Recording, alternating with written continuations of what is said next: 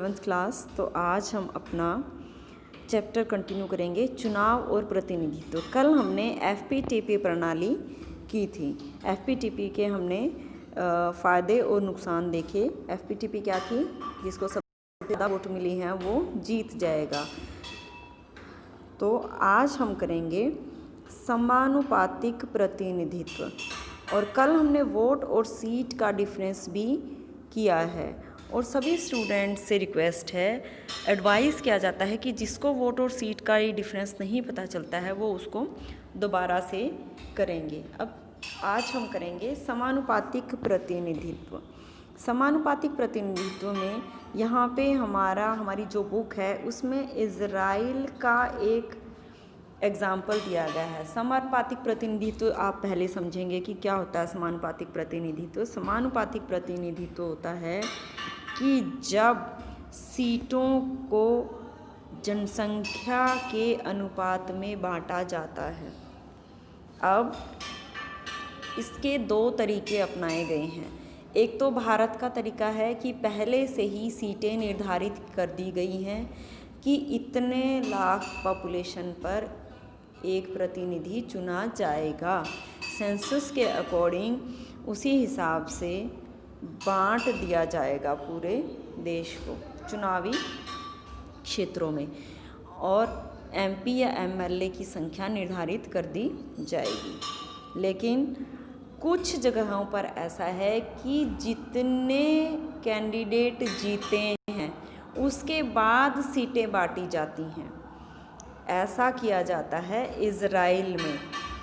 Israel में कैसी व्यवस्था है कि वोट काउंट की जाती हैं पहले, कि इस आदमी को इतने करोड़ वोट मिली हैं। उसके बाद डिसाइड करते हैं कि 10 लाख पे एक सीट काउंट की जाएगी, 20 लाख पे 2 सीट काउंट की जाएंगी। टोटल वोटों का अनुपात निकालते हैं और वोटों के हिसाब से जितने उस व्यक्ति ने वोट प्राप्त की हैं उसी के हिसाब से उसको सीटें दी जाती हैं। तो ये हमारा और इज़राइल का अंतर है। इज़राइल में देखिए आपको ये दिखाया गया है कि कुल कितने प्रतिशत मत मिले हैं। इनको मत मिले हैं पार्टी को, लिकुड पार्टी को 23%, यानी इतने मिले हैं। तो इनको 30 सीट मिली हैं। 18 वाले को 24 मिली हैं, 10 वाले को 13 मिली है, 8 वाले को 11 मिले हैं, 7 वाले को 10 मिले हैं। यानी आप यहाँ पे क्या हम देख रहे हैं कि कुल वोट का जितना प्रतिशत है उसको सीट्स भी ज़्यादा मिलती हैं। जबकि भारत में क्या है, कल जो हमने पढ़ा था, पहले जो हमने पढ़ा है उसमें क्या है कि वोट चाहे 40% से भी कम है लेकिन सीटें 80% मिल गई, क्योंकि हमारे यहाँ पहले से ही डिसाइड किया गया है। अब यहाँ पे क्या है कि इज़राइल में जो समानुपातिक प्रतिनिधित्व प्रणाली है वहाँ की विधायिका को बोलते हैं नेसेट। ये याद रखना है। हर 4 साल बाद उनके इलेक्शन होते हैं। हर पार्टी अपने कैंडिडेट्स की एक लिस्ट जारी करती है और कैंडिडेट को वोट नहीं देते हैं, पार्टीज़ को वोट मिलती हैं।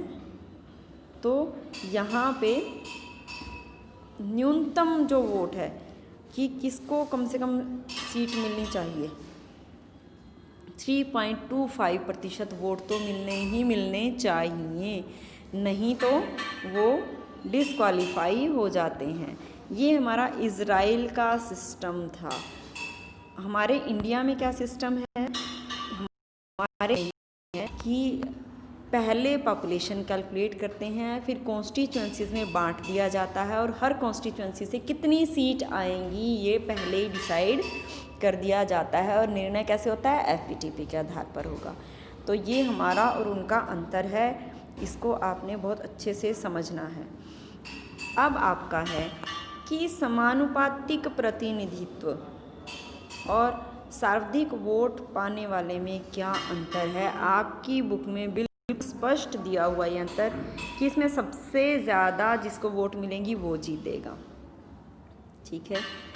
यानी और इसमें छोटी छोटी भौगोलिक इकाइयों में बांट देते हैं जिसको हम निर्वाचन क्षेत्र कहते हैं। और इसमें क्या होता है, पूरे देश को ही एक निर्वाचन क्षेत्र गिना जाएगा, यानी 550 सीट्स गिनी जाएंगी। इसमें एक निर्वाचन क्षेत्र से एक ही प्रतिनिधि चुना जाएगा। जैसे एक आपका हरियाणा में 90 एमएलए हैं, अगर तो एक उसमें से एक एमएलए को हम इलेक्ट कर लेते हैं, या जैसे पंच सरपंच के चुनाव होते हैं तो उसमें एक पंच या एक ही सरपंच चुना जाएगा। यहाँ पे क्या है कि हरियाणा से मान लेते हैं, जैसे हरियाणा एक कॉन्स्टिट्यूंसी है, वहाँ से 10 मेंबर चुन के लोकसभा में भेजेंगे, यानी एक कॉन्स्टिट्यूंसी से एक से ज़्यादा मेंबर भेजे जाते हैं। यहाँ पे मतदाता प्रत्याशी को वोट देगा, यानी कैंडिडेट को जो इलेक्शन लड़ रहा है, और यहाँ पे किसको देते हैं, पार्टी को वोट देते हैं, यानी यहाँ पे जीतती या हारती पार्टी है। अब पार्टी को प्राप्त वोटों के अनुपात में या कम सीटें विधायिका में मिल जाती हैं। इसमें हर पार्टी को मतों के अनुपात में विधायिका में सीटें मिलती हैं, यानी पहले वोट काउंट करते हैं उसके बाद उसकी सीट है। अब ये है विजयी उम्मीदवार को 50+1 बहुमत ज़रूरी नहीं है, यहाँ पे तो बस जिसको सबसे ज़्यादा वोट मिली वो जीत जाएगा, लेकिन समानुपातिक में आधे से ज़्यादा सीटें होना ज़रूरी है, तभी इलेक्शन जीतेगा। तो ये हमारी थी समानुपातिक प्रतिनिधित्व प्रणाली, और इन दोनों में अंतर क्या है, इजराइल और भारत में अंतर क्या है, इसको आपने रीड करना है, इस वीडियो को ध्यान से देखना है।